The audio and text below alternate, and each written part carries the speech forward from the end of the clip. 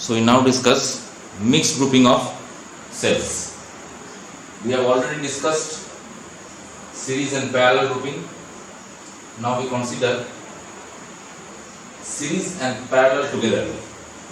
So suppose we have n cells kept in series and n such rows are kept in parallel. Let n cells, each of EMF E and internal resistance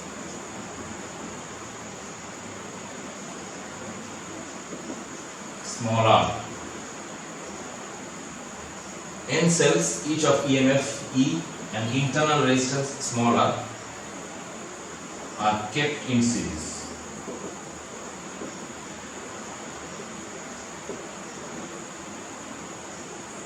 N such rows, that means each row will consist of n cells and n such rows are kept in parallel.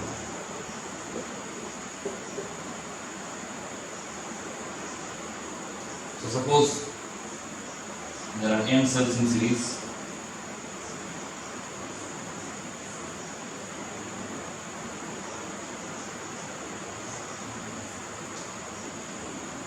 The EMF is E and the internal resistance is R.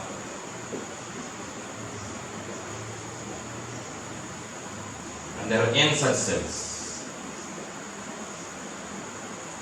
And m rows of such cells are kept in parallel.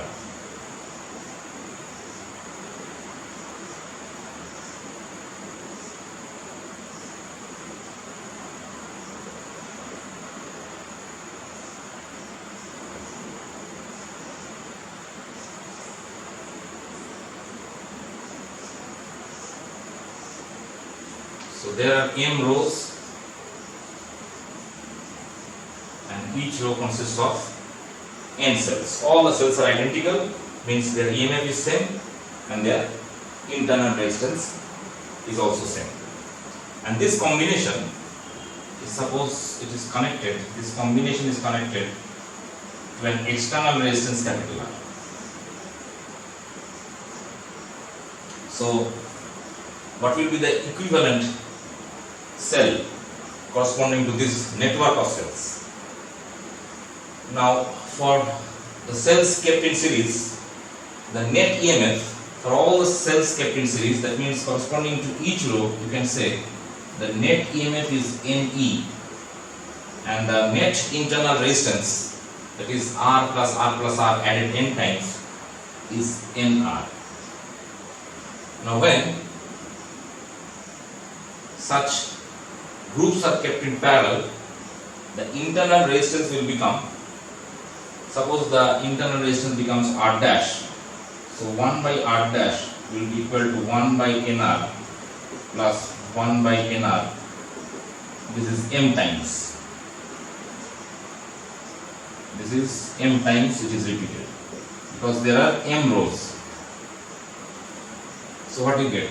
You get R dash is obviously NR by M.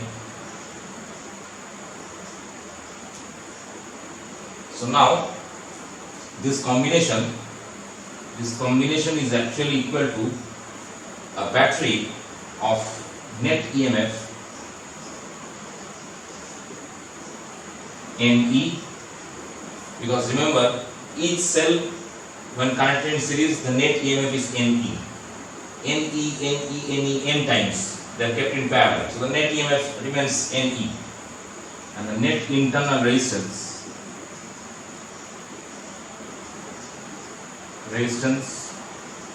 is equal to NR by M. So this combination is capable of delivering a current I. Suppose it delivers a current I that flows to the internal resistance. Then what will be I? I will be obviously equal to net EMF by external resistance plus net internal resistance. So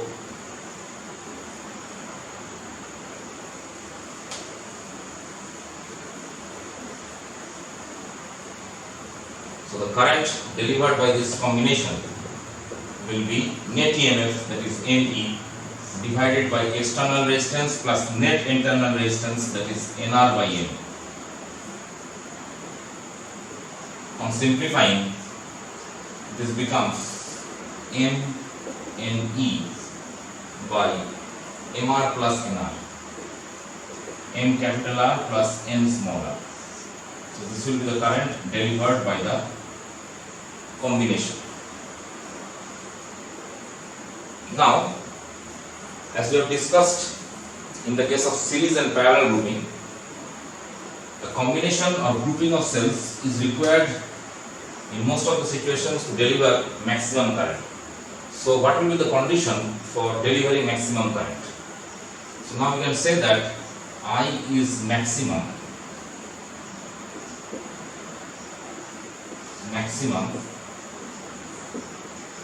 when the denominator, that is MR plus NR, is minimum.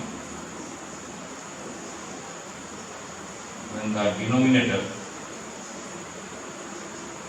MR plus NR is minimum. Now, MR plus NR, mathematically, it can be written as root over M capital R minus N small r square plus 2 root MR root NR. Now, MR plus NR is minimum only if this quantity is 0, because this is a positive quantity. Something whole square is always a positive quantity, and we know that the values of the resistance are always positive. The number of cells and the rows, that is also positive. So the only possibility remains is that this term, that is root over MR minus root over NR whole square, should be 0. So for being minimum,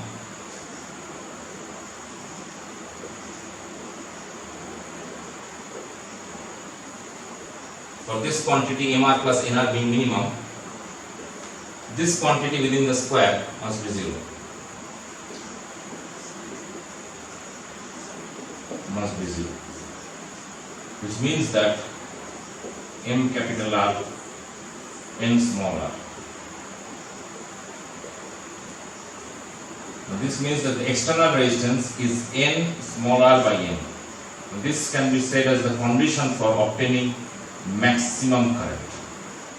If the external resistance is equal to the number of cells in each row into the internal resistance divided by the number of rows. Or you can rearrange it and say, this can be also said as the condition, or you can also express it like that, M by N is equal to small r by capital R. Whichever is convenient can be used as the condition for delivering maximum current. And what will be the value of the maximum current? So in this case, this has to be minimum. That means we have to substitute capital R equal to this one, and then we can get the value of the maximum current. So the maximum current, I max, is equal to MNE divided M. Instead of capital R, I can write NR by M plus NR, which means M cancels out, NR plus NR, 2NR, and N in the numerator will cancel out, so we will get NE by 2R. So the maximum current is this one. Or if you want to replace the internal resistance, then also it is possible. Suppose from this one, or you can say I is equal to MN capital E by M capital R plus N. Instead of small r, you can write M capital R by small n. M capital R by small n. So here N cancels out, you get 2 mR. So this is maximum current obviously. So from here you get maximum current is equal to M will cancel out, you will get NE by 2 capital R. So this is also the value of the maximum current. Either it is ME by 2R, 2 small r, or NE by 2 capital R. And the condition is to be remembered. The condition for obtaining maximum current in this mixed grouping is when number of rows by number of cells in each row is equal to internal resistance by external resistance. Or you can remember this one also, whichever is convenient. You can note it down.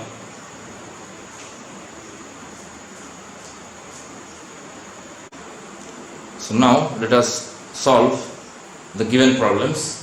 The first problem is you have to find the minimum number of cells required to produce an electric current of 1.5 ampere through a resistance of 30 ohm. That means 30 ohm is the external resistance, and it is given that the EMF of each cell is 1.5 volt and the internal resistance of each cell is 1 ohm. So we can apply the condition of mixed grouping that we have just learned. So now total number of cells is obviously M into N, where M is the number of rows and N is the number of cells in each row. So Mn is the total number of cells, and that we have to calculate. The current is 1.5 ampere. The EMF of each cell is 1.5 volt. The external resistance is 30 ohm, and the internal resistance of each cell is 1 ohm. So we know that the current is equal to Mn capital E by M capital R plus N small r. So this implies the value of current we know it is 1.5, that is equal to Mn. The value of E is 1.5 by Mr plus Nr. So number of cells to produce electric current, as the total number of cells is M into N, Mr plus Nr. So you see that capital R is 30 plus N, and this small r is 1. So this becomes 1.5 will cancel out. So what you get is Mn is equal to 30M plus N. 30M plus N. So Mn is equal to 30M plus N. Now the current is maximum. The condition for obtaining maximum current is Mr equal to Nr. We know that. So let me omit the question.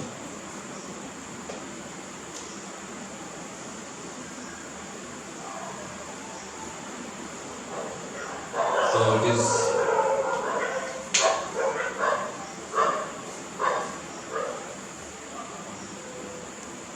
so now from this condition and the condition of maximum current, that is M capital R is equal to N small r. So capital R was 30 and small r was 1. So N is 30M. So N is 30M. So here we can substitute in this. That means we get M instead of N, we can write 30M is equal to 30m plus n. N is again 30m. So this is 30m square is equal to 2 into 30m. It means that 30 and m will cancel each other. So we get m equal to 2. So the number of rows are 2. If m is 2, then obviously from this equation n equal to 30m, we get n is equal to 60.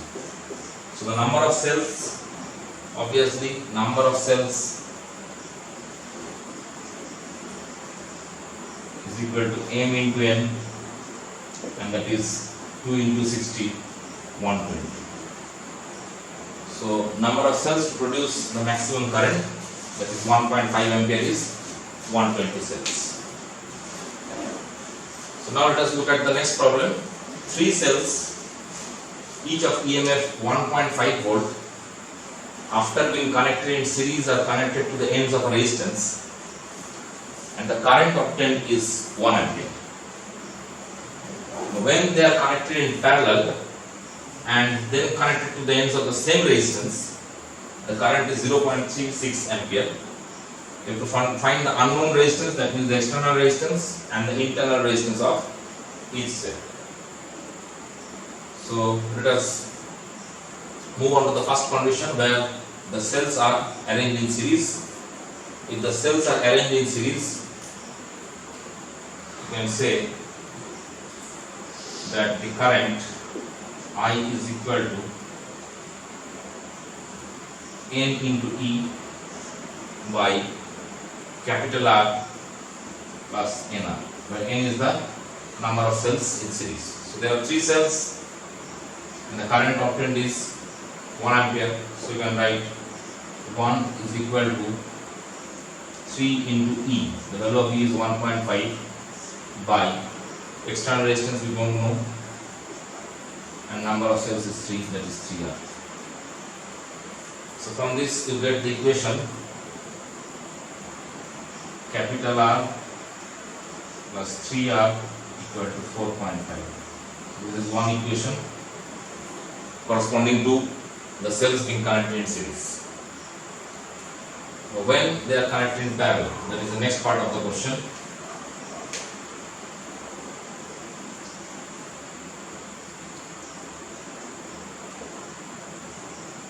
In parallel,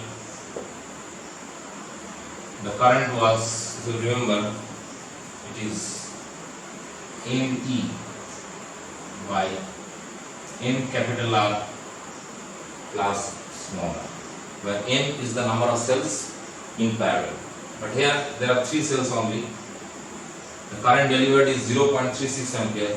So we have 0.36 is equal to 3 into 1.5 by 3R plus small r, which means if you multiply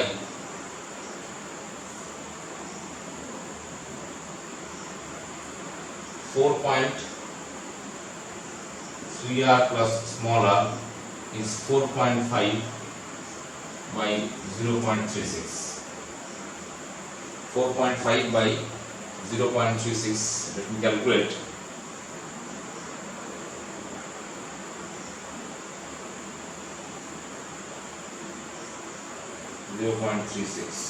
That is 12.5.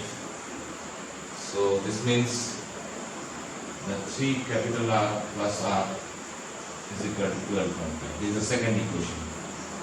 The first equation and the second equation. Now if you can solve it, you will easily get the answer. First and second if you solve, finally you will get small r equal to 0.125 ohm. You can check it, and capital R is equal to 4.125 ohm. Definitely if you solve the equations you will get this answer.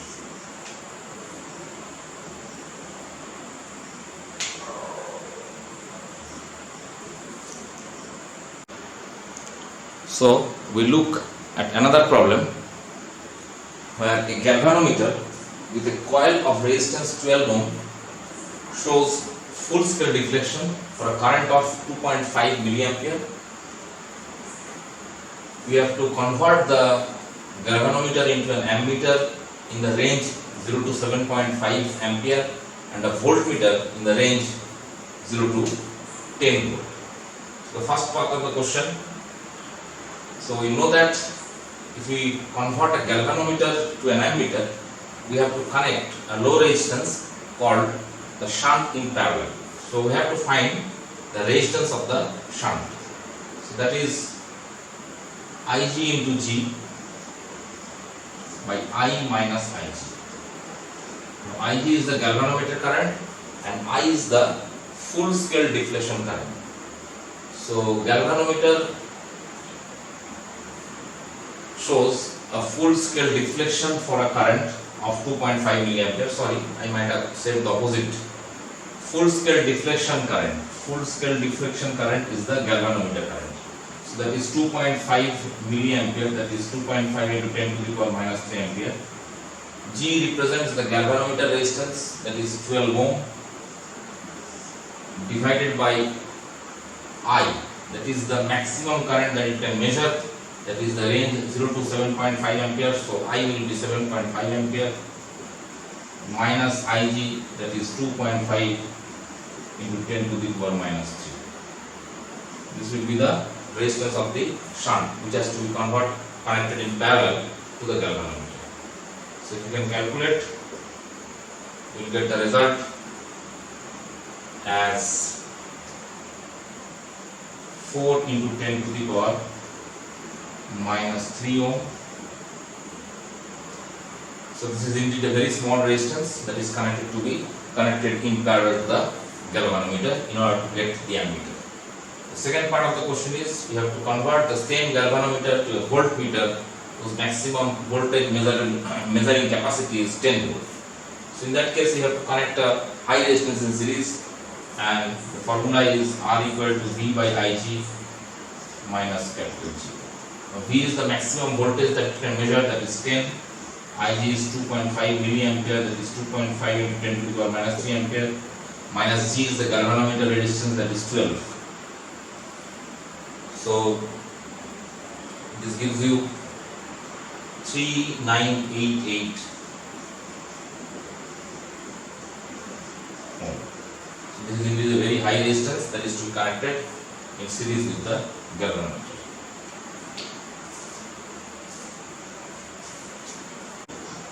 So let us look at another problem where a meter bridge has been provided. The diagram is shown with resistance X in the left gap and capital R in the right gap of a meter bridge. The balance point is 33.7 cm from end A, and when a resistance R, that means this resistance R is shunted by a 12 ohm resistance. That means with this resistance capital R, a 12 ohm resistance has been connected in parallel. Shunted means connected in parallel. So now the balance point is shifted by 18.2 cm. We have to find X and R. So with respect to case 1, when the balance point is 33.7 cm from the end A, we can write by the condition of the Wheatstone bridge or the balanced meter bridge, it is L upon 100 minus L. Now this means X upon R equal to L. L is the balancing length, that is 33.7, and 100 minus L is 100 minus 33.7, which is obviously 66.3 cm. Now when a 12 ohm resistance is connected in parallel with capital R, the effective resistance will be 12R by 12 plus R. And then in the second situation, the balancing length has shifted by 18.2 cm. So in the second situation, it will be X divided by 12R by 12 plus R. That will be your new value of L, that is 33.7 plus 18.2 divided by 100 minus 33.7 plus 18.2.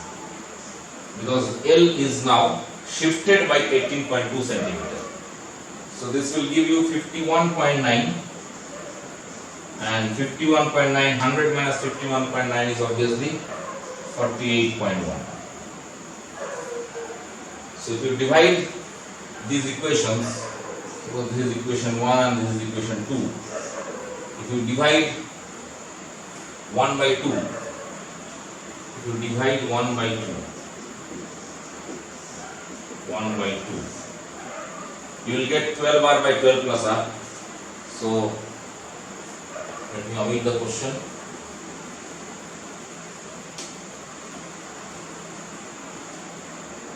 So 12r by 12 plus r is equal to 51.9, sorry, 33.7 by 66.3 into 48.1 by 51.9. You can calculate this.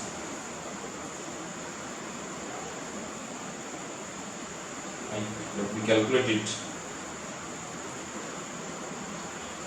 33.7 into 48.1. 0.7 into 48.1 divided by 66.3 into 51.9. This gives 0.471. Let me take it as 0.47. So this is actually equal to 0.47. So 12r by 12 plus r is 0.47. So 12 plus r equal to 12 by 0.47. So what is 12 by 0.47? 12 divided by 0.47, it is approximately 25.53. So this is 25.53, which means your r is equal to 25.53 minus 12, which is equal to 13.53. 13.53. So you have found r. Now using equation 1, using this equation 1, you can definitely find x also. So x is equal to, so now x is equal to r into, that is 13.53 into 33.7 divided by 66.3. So that is 13.53 into 33.7 divided by 66.3. That gives you approximately 6.87. So this is 6.87. So both x and r could be determined.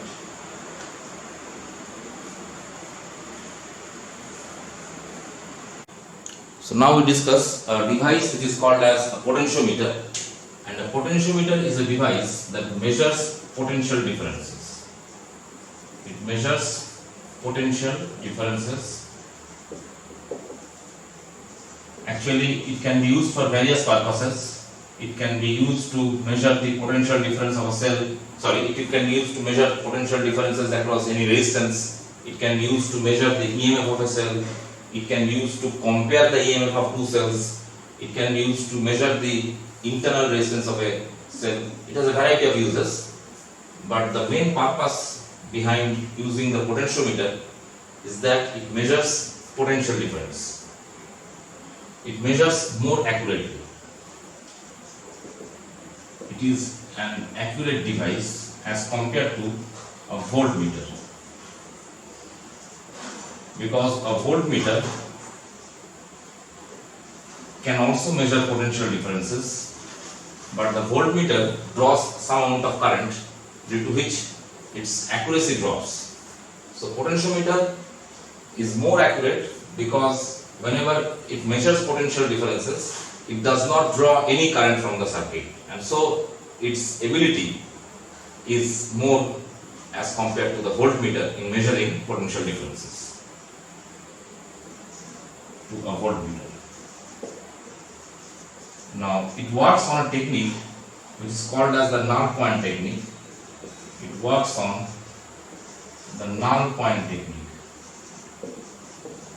Now I will discuss this null point technique, but actually the null point technique means that there is a galvanometer connected to the potentiometer circuit which shows no deflection at some point of time, and because it shows no deflection, that means there is no current in the circuit, in the part of the circuit, and so at null point it does not draw any current, and therefore it is capable of measuring potential differences more accurately.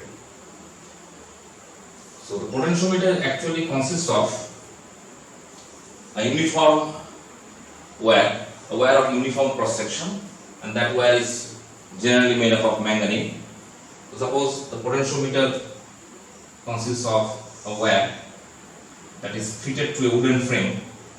Suppose AB is the wire of certain length, say it can be 5 meter or 10 meter. Typically available potentiometers in the laboratory has lengths of wire up to 10 meter. There are many wires actually fitted on a wooden board, and they are connected using copper strips, and the effective length of the wire is approximately, it can be 10 meter. It is approximately 10 meter. So I am not showing that diagram, but for the time being, suppose AB is the potentiometer wire. It can be 1 meter, it can be 5 meter, it can be 10 meter, whatever it is. It is of uniform cross section. The wire is of uniform cross section. The potentiometer wire is of uniform cross section. It means that the potential difference across any part of the potentiometer wire is proportional to its length. The wire is of uniform cross section. It is stretched on a wooden board, and there is also a meter scale fitted to the wooden board through which you can measure the lengths concerned. And this potentiometer wire is connected to a battery source, a source of steady EMF or a battery which delivers a current in the circuit. So because it is of uniform cross section, the potential difference across any length of that particular wire is a constant, and we say that the potential gradient along the particular wire is constant. So it works on this basic principle that the potential gradient is constant along the wire of the potentiometer is constant, and this constant can be denoted by K. If L represents the length of the potentiometer wire, then K equal to V upon L, where V is the potential difference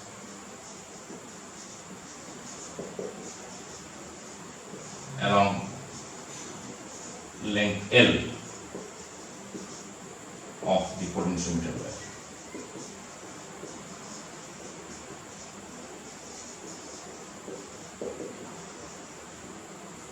That is, you can say this V is proportional to L. Because this V is proportional to L, you can write V equal to KL, which means that K is V by L, or the potential difference per unit length, and that is called as the potential gradient. Potential gradient means potential difference per unit length, and that is a constant in case of the potentiometer wire. So the principle of the working of the potentiometer wire is that the potential difference across any length of the potentiometer wire is proportional to its length, and that remains constant. And it works on a technique which is called as the null point technique. So now we come to the application of the potentiometer.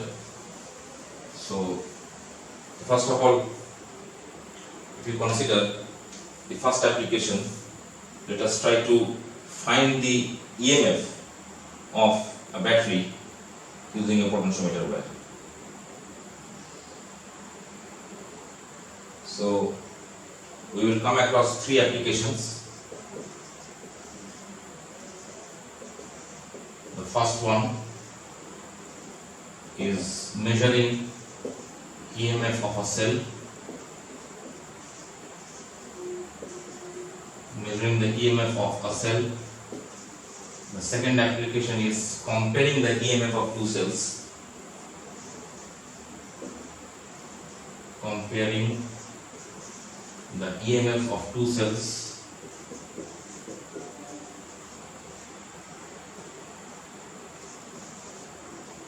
And the third will be to measure the internal resistance of the cell.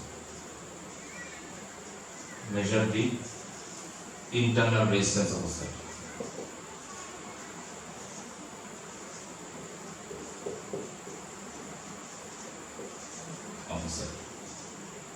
So these are the three primary applications that we will note.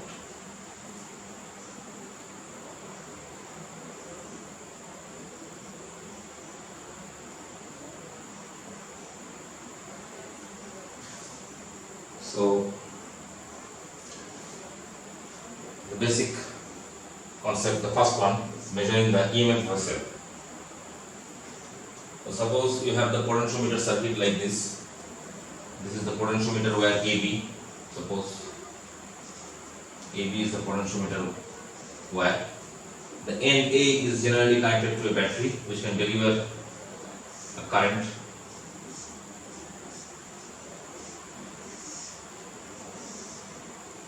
Suppose this battery is of V volts and we want to measure the EMF of a cell.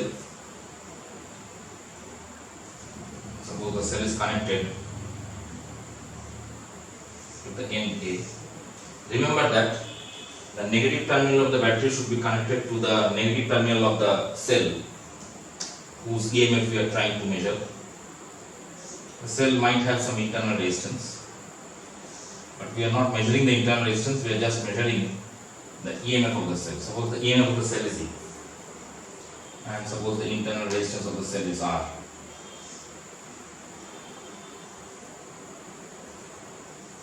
So there is a galvanometer connected.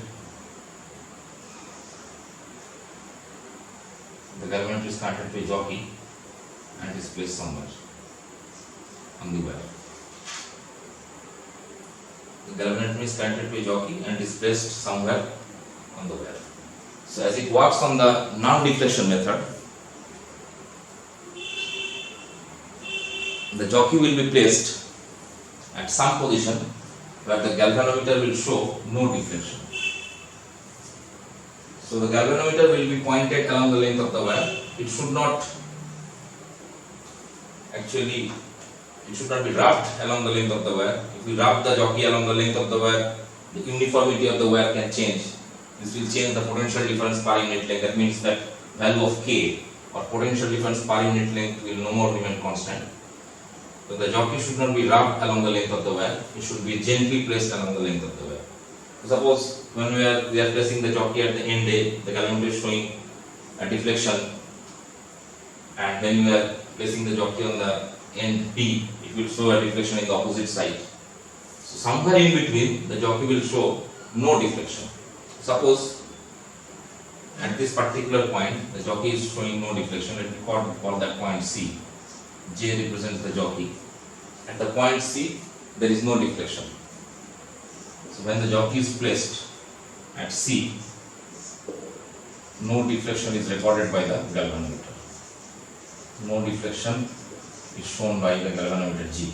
That means there is no current flowing through this circuit. There is no current flowing through this circuit. So suppose the entire length of the potentiometer wire is L, and the distance of the point C from the end A is X. So because the galvanometer is showing no deflection, there is no current in this branch. But definitely there is current in this branch where the battery is connected. So because there is no current in this branch, potential difference across AC is actually the battery EMF. the cell EMF, that is E. Because there is no deflection means there is no current, and because there is no current, it means that the potential difference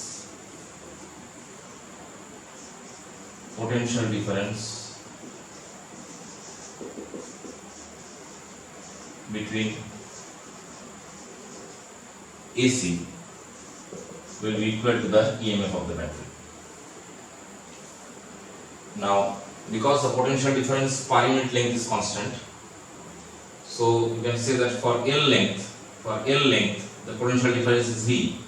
So for length X, the potential difference will be V by L into X, and that is equal to V.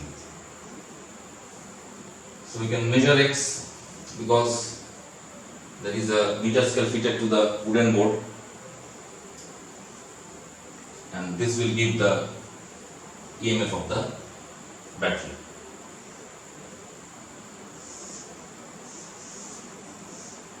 Very simple experiment. Now, because there is no current in this circuit, the potential difference across the internal resistance is 0.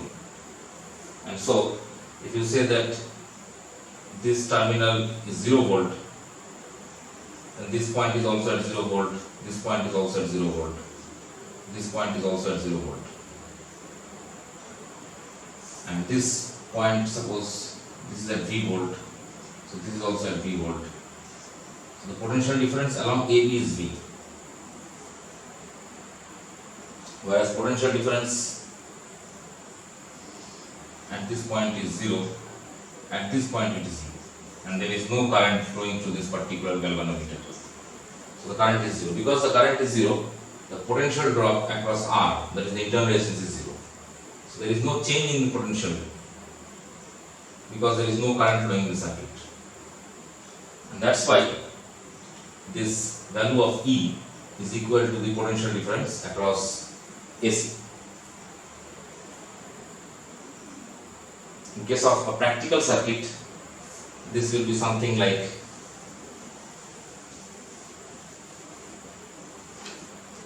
there will be a wooden frame over which this wire is mounted. These are the copper strips.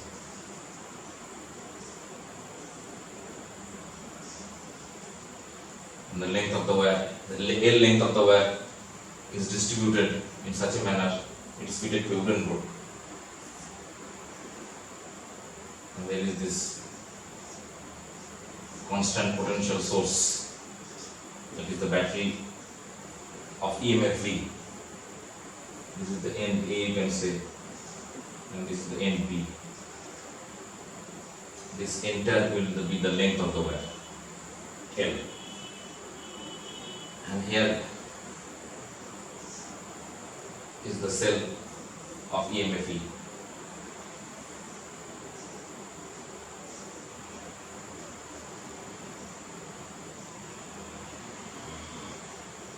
This is connected to a galvanometer, and through its jockey it will come in contact with some point of the potentiometer. So practically in textbooks you will get this type of circuit. To protect the circuit there might be some high resistance. So let us look at the next application area, that is to measure the potential difference of, to compare the EMF of two cells. So second application is to compare the EMF of two cells.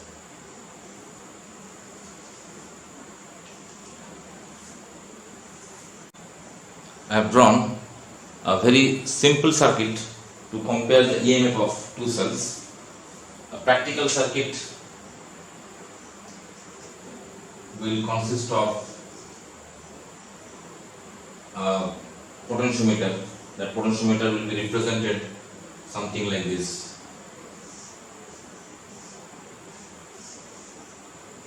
This will be the potentiometer circuit.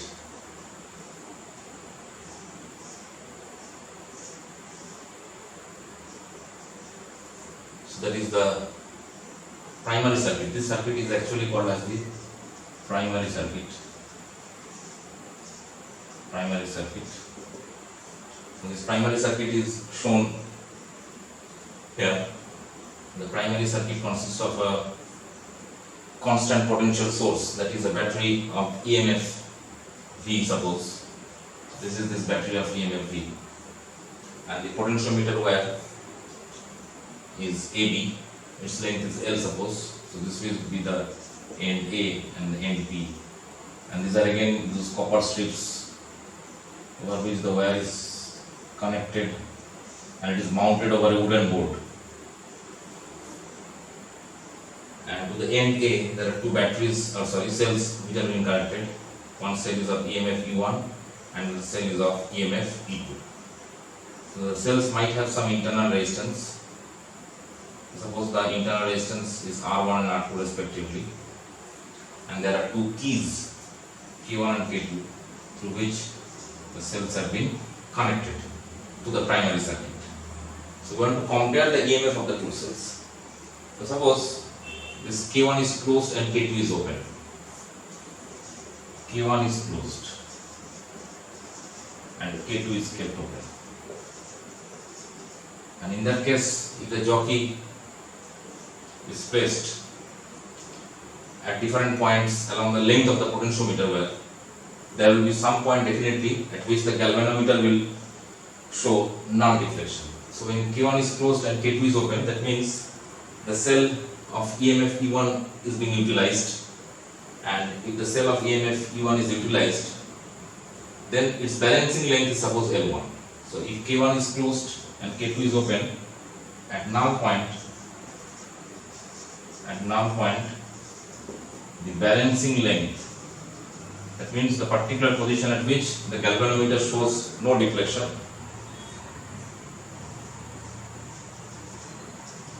the balancing length is L1, suppose. So then, as we all know that the potential difference per unit length of the potentiometer is constant, then you can easily say that the potential gradient, that is V by L, which is a constant. Suppose this length is L1, so potential difference along the length L1 will be obviously this KL1, because potential difference along length L is V, so potential difference along length L1 will be K into L1, and that will be equal to the battery EMF E1.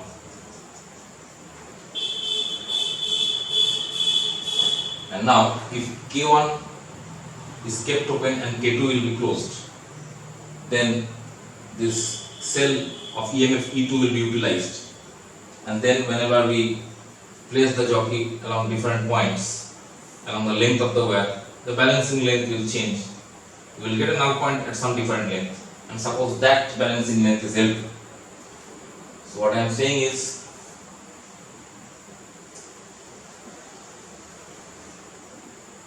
if K2 is closed and this K1 is kept open, K2 is closed, K1 is kept open, then E2 is utilized, and so at null point the balancing length will change. Balancing length is suppose L2. From the end A we are measuring, balancing length is L2. Then you can say that this KL2 is E2, because in this circuit there will be no current, so potential difference along this length will be equal to the battery EMF, will be equal to the EMF of a cell. So that's why KL1 is E1 and KL2 is E2. So obviously if we divide these two equations one by the other, if we divide equation 1 by 2, 1 if it is divided by 2, obviously we will get E1 by E2 is equal to L1 by L2. So this is a very easy way of comparing the EMF of two cells. Now if any EMF is known, then you can also calculate the unknown EMF in this technique. Suppose E2 is 6 volt, it is known, and E1 is not known. You get different balancing length, then you can easily calculate E1. So, because the principle of working is that the potential difference per unit length is constant, and at null point, the potential difference along the balancing length is equal to the cell EMF. This becomes a very easy and accurate technique for comparing the EMF of two cells. So let us move on to the next application, that is to compare, to measure the internal resistance of a cell. Third application is to measure the internal resistance of a cell.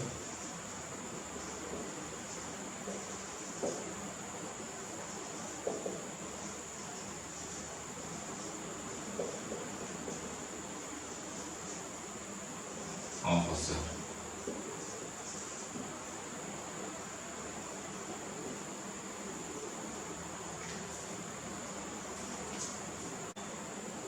So suppose a simple circuit has been drawn to measure the internal resistance of a cell. So this is the simple circuit where AB is the potentiometer wire, and suppose the length of the potentiometer, as usually we have denoted by L, and the potential gradient is a constant, that is K equal to V by L. This potential gradient is constant along the length of the potentiometer wire. Now we are trying to measure the internal resistance of a cell of EMF E, the internal resistance R, using the potentiometer. This R that has been connected here is a known resistance. This R is known. Usually whenever we perform the experiment, a resistance box is used, and by plugging out some resistance from the resistance box, we get the value of R. So this has been connected to a key, and the combination is connected to a galvanometer. Now suppose at the first situation, suppose this K is open. The first case is if K is open, and if K is open, suppose the balancing length is L1. So from this end A to the position of the jockey, let balancing length be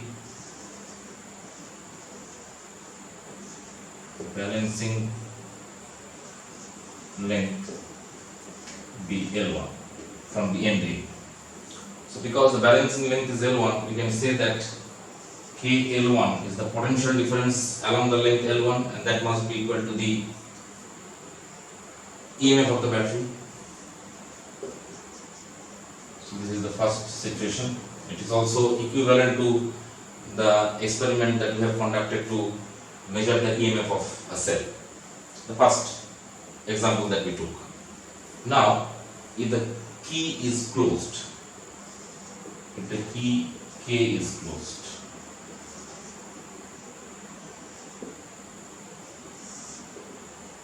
now you see that if the key is closed, the balancing length in gel, suppose the balancing length becomes L2. Let balancing length be L2.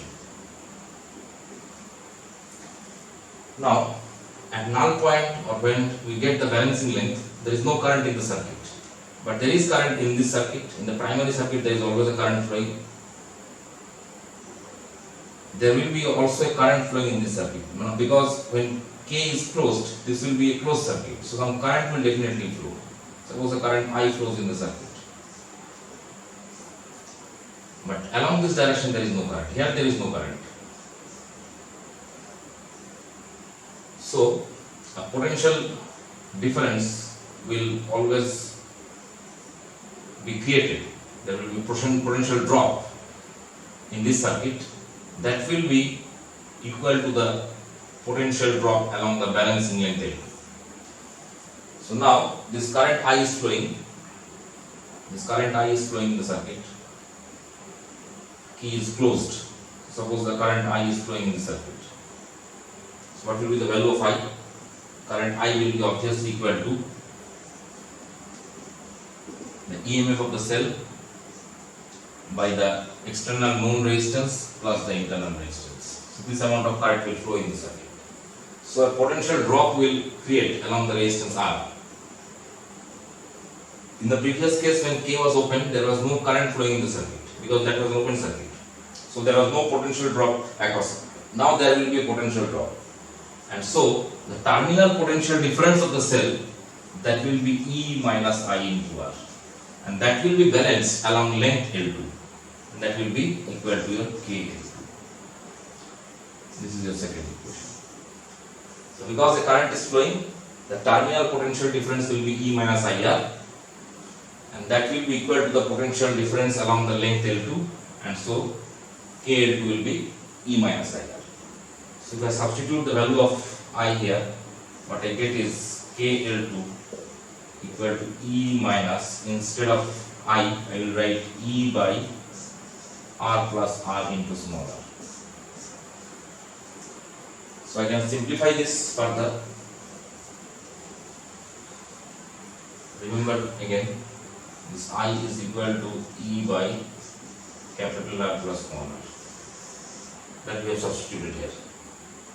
So KL2, if I take E common, 1 minus small r by capital R plus small r, which means KL2 is equal to R plus R minus R, so that is ER by R plus. Now this can be taken as equation. Instead of this one, this can be taken as equation. So suppose we now divide equation 1 by 2, we can copy this. So on dividing equation 1 by 2, what we get is, let me omit the figure.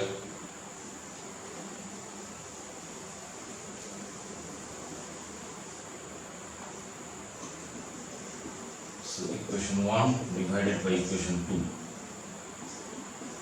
What I get is KL1 by KL2, that is L1 by L2, and that will be equal to E divided by ER by R plus R, which means L1 by L2 is equal to R plus R by R. So this L1 by L2 is now R by R is 1 plus R by R. So what you get is small r by capital R is L1 by L2 minus 1. L1 by L2 minus 1. So it means that the internal resistance small r, this small r now becomes external resistance capital R, or the known resistance, divided by L1 by L2 minus 1. So this is the way of measuring the internal resistance of the cell, where L1 is the balancing length when the resistance R is not in use. That means the circuit was open, the key was open. And L2 is the balancing length when the resistance capital R has been utilized. And so we can measure the internal resistance of the cell. So in all these experiments, one thing you must remember, that whatever potential difference you are trying to measure using the potentiometer, that potential difference should be less than the EMF of the battery. So this should be remembered, that potential difference of any cell, potential difference of any cell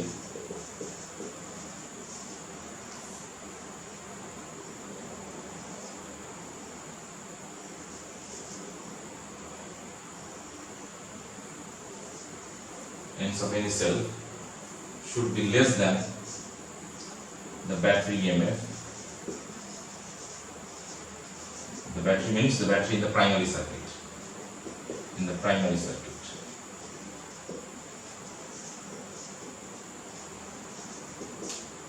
And the polarity of the cells should not be opposite to the polarity of the battery in the primary circuit. Polarity of cells should not be opposite to the polarity of the battery in the primary circuit.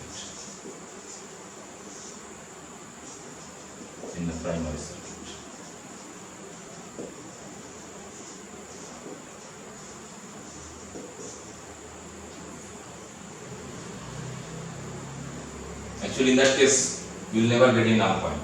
If you change the polarity, if you connect the positive terminal of the battery in the primary circuit with the negative terminal of the cell whose EMF you are trying to measure, in that case you will never get a balancing length.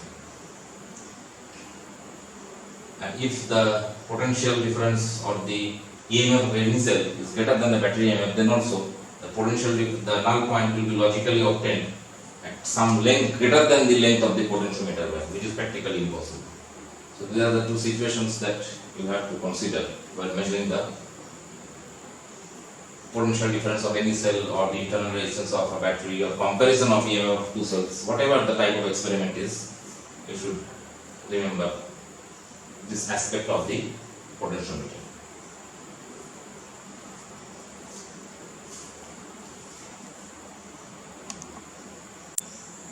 Let us look at two problems related to the potentiometer. The first problem is, there is a potentiometer whose wire is of length 1 meter. It is given that the potentiometer wire AB is of length 1 meter and the resistance of the potentiometer wire is also given as 10 meter. The length of the wire is 1 meter and the resistance of the potentiometer wire is 10 ohm. In the primary circuit, there is a battery whose EMF E1 is 2 volt. A resistance capital R is connected in series.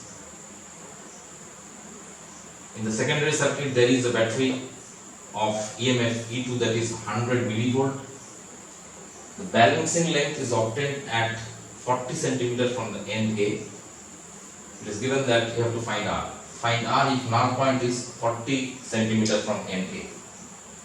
So now, let us find the current in the primary circuit.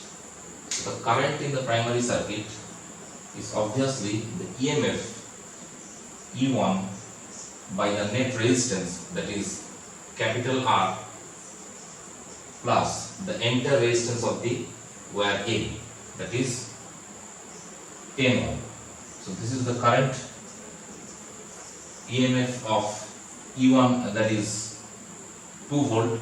So this is 2 by R plus 10. So this is the current in the primary circuit. Now, if the potential difference across AB can be known, then also the value of potential difference across AJ can be known, and from that we can calculate E2 also. From that, because E2 is known, we can calculate the value of R. Now, what is the resistance of 40 centimeter of the wire? You see that 1 meter, that means 100 centimeter of the wire has resistance, that is 10 ohm. So obviously 1 centimeter of the wire will have resistance 10 upon 100, and 40 centimeter of the wire will have 10 by 100 into 40, that is 4 ohm. So this segment of the wire has resistance 4 ohm. So the potential difference across this segment will be equal to the EMF, because there is no current passing in this circuit, as the galvanometer is showing null deflection or no deflection at all. So we have calculated the resistance of the segment AJ, that means 40 centimeter wire. So potential difference across 40 centimeter will be current into resistance. 40 centimeter resistance is 4 ohm and the current is this much. So this is 2 by R plus 10 into 4. That is the potential difference across 40 centimeter, and that must be equal to E2. So E2 is 100 millivolt, you know that. So this must be equal to 100 millivolt. So therefore you can say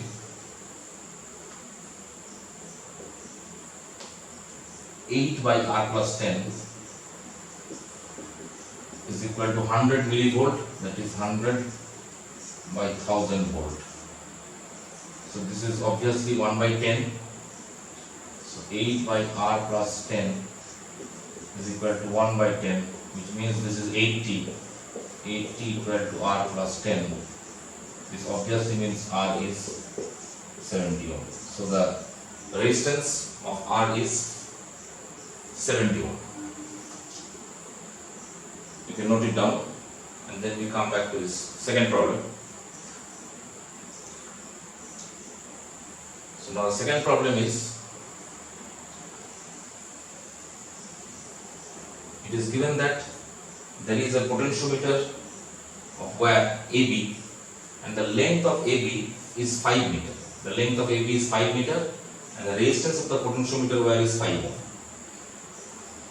There is a battery in the primary circuit whose EMF is 10 volt and internal resistance is 1 ohm. It is connected to a 4 ohm series resistance, and the balance length when comparing the EMF of two batteries is 3 meter. You have to find the value of E. So you have to find the value of E. So the question is that find the EMF of the identical cells. The cells are identical. The internal resistance is not mentioned. Find the EMF of the identical cells. So this E you have to calculate. So let us find the current in the circuit. So the current in the circuit, in the primary circuit, will be equal to battery EMF is 10 volt, 10 divided by net resistance, that is 4 plus 1, 5, 5 plus 5, that is 10, 4 plus 1 plus 5, so that is 1 ampere. So 1 ampere is the current flowing in this circuit. Now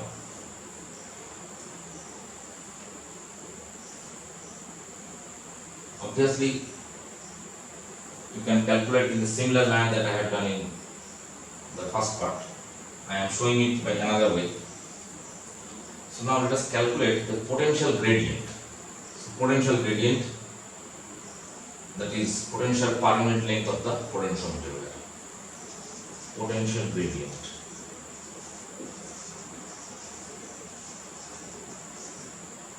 So now, because a current 1 ampere is passing through the circuit, so definitely the current will be 1 ampere. So what will be the potential difference between the points A and B? This is a 10 volt battery. So obviously the current is flowing in this direction. So if I use Kirchhoff's law and if I move in this direction, what I get? If I move in this direction and I apply Kirchhoff's law.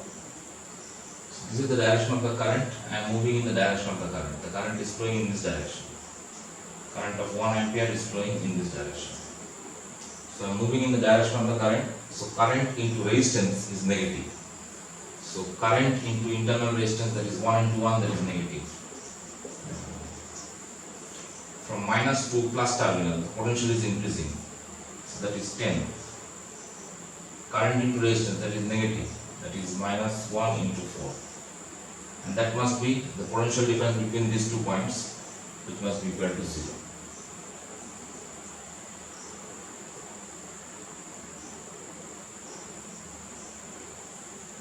So that means this is minus 1, this is the potential difference across AB, that is equal to potential difference across AB. Remember that the current passes from the high potential to this low potential, so the point B will be at high potential and the point A will be at low potential.